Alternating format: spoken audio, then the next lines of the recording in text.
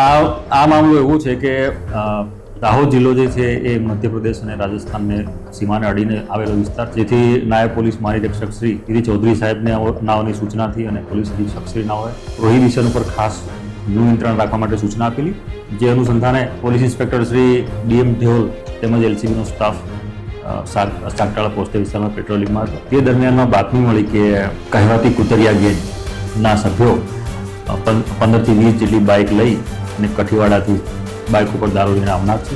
જે અનુસંધાને વ્યૂહાત્મક રીતે વોચ ગોઠવી અને રાહ જોતા તે લોકો આવી ગયા અને તેમને રોકી અને દારૂનો મુદ્દામાલ અને બાઇકો કબજે કરેલ છે.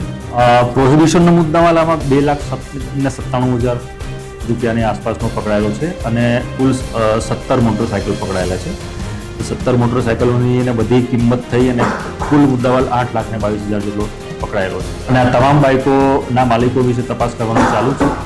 હાલમાં પ્રાથમિક દૃષ્ટિએ એવું જણાય છે કે તમામ બાઇકો ચોરીના છે. આ મામલામાં બાઇકો ચોરી કોણ કરે છે, ક્યાંથી કરે છે, કયા સમયે ચોરી થઈ છે અને આમાં કોઈ સંગઠિત ગેંગ કાર્યરત છે કે કેમ તેની પણ તપાસ કરવાના ચક્રો ગતિમાન છે.